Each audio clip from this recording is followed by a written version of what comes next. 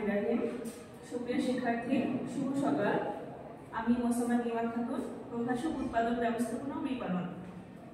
আজ দ্বিতীয় পত্রের ক্লাসে আমি উৎপাদন ব্যবস্থাপনা ও দ্বিতীয় পত্রের ক্লাসে আমি তোমাদের সাথে আলোচনা করব বাজার কি এবং বাজারের শ্রেণী বিভাগ নিয়ে। তো চলো যাই শুরু করি। আচ্ছা, প্রথমে আসি বাজার কি। ফিলিপ কটলার এবং গ্রে আর্মস্ট্রংয়ের মতে a market is the set of actual and potential buyers for a product or service, অর্থাৎ কোনো পণ্যের বর্তমান এবং সম্ভাব্য ক্রেতার সমষ্টিকে বাজার বলে। চল একটা উদাহরণের বিষয়টা ক্লিয়ার করার চেষ্টা করি। ধরো জনাব সেলিম, সে তার পরিবার পরিজন নিয়ে ঢাকার গুলশান এলাকায় বসবাস শুরু করে। তো তার নতুন সংসার সাজানোর জন্য সে বিভিন্ন ধরনের আসবাবপত্র এবং ইলেকট্রনিক সামগ্রী যেমন fridge, rice cooker, curry cooker ইত্যাদি ক্রয় করল। অর্থাৎ তিনি যে বিভিন্ন ধরনের পণ্য সামগ্রী ক্রয় করলেন, এতে তিনি বর্তমান ক্রেতা হিসেবে পরিগণিত হচ্ছেন।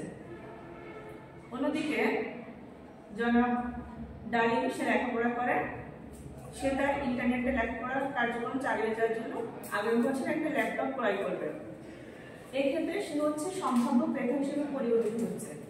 তো আমরা বাজারের সংজ্ঞা অনুযায়ী বা মার্কেটের সংজ্ঞা অনুযায়ী বলেছি যে বর্তমান এবং সম্ভাব্য এই দুই ধরনের ক্রেতাকেই বলা হচ্ছে বাজার। এখন আসি বাজারের শ্রেণী বিভাগ নিয়ে আলোচনায়।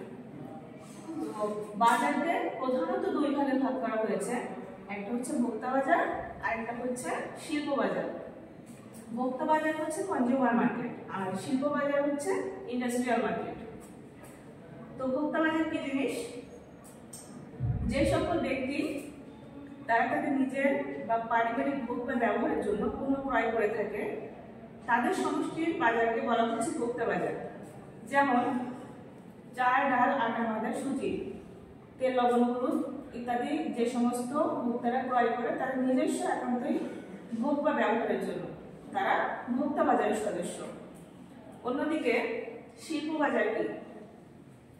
যে সকল ব্যক্তি বা প্রতিষ্ঠান মুনাফা অর্জনের উদ্দেশ্যে পুনরায় বিক্রি, পুনরায় প্রক্রিয়াজাতকরণ বা পুনরায় ব্যবহার করার জন্য পণ্য বা সেবা সামগ্রী ক্রয় করে, তাদের সমন্বয়ে গঠিত বাজারকে বলা হচ্ছে শিল্প বাজার বা ইন্ডাস্ট্রিয়াল মার্কেট। তো এই বাজারের সদস্য কারা?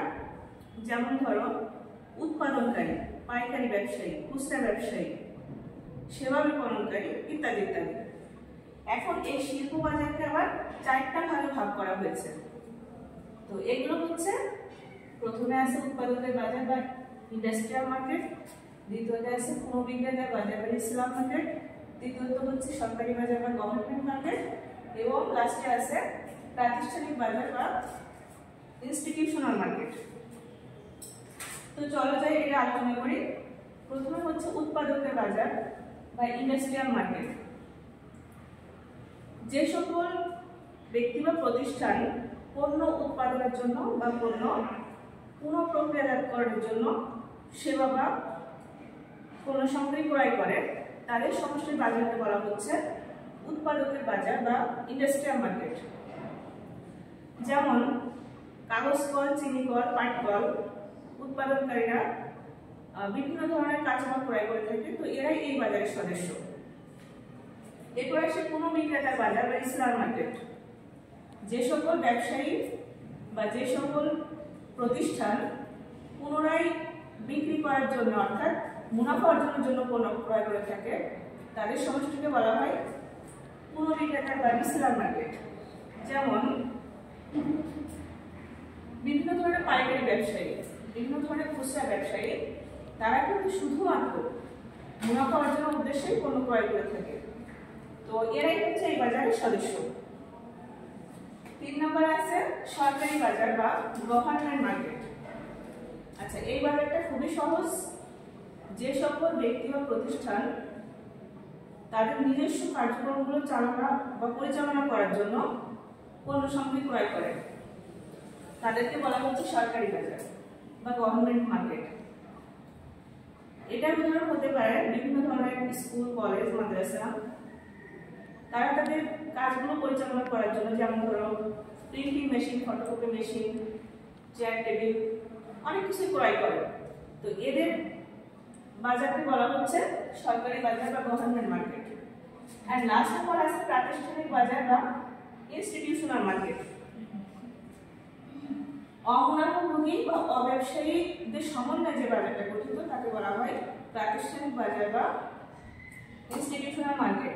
এই বাজারের প্রধান বা অন্যতম উদ্দেশ্য হচ্ছে জনসেবামূলক কার্যক্রম করা। এদের উদাহরণ হিসেবে বলা যেতে পারে বিভিন্ন মসজিদ, মাদ্রাসা, মন্দির, গির্জা, প্যাগোডা বা দাতব্য প্রতিষ্ঠান ইত্যাদি। এরা খুব সামান্য পরিমাণে মুনাফা অর্জন করে, কিন্তু এদের মেইন উদ্দেশ্যটা থাকে হচ্ছে জনসেবা করা। তো আজকের ক্লাসটা এই পর্যন্তই ছিল।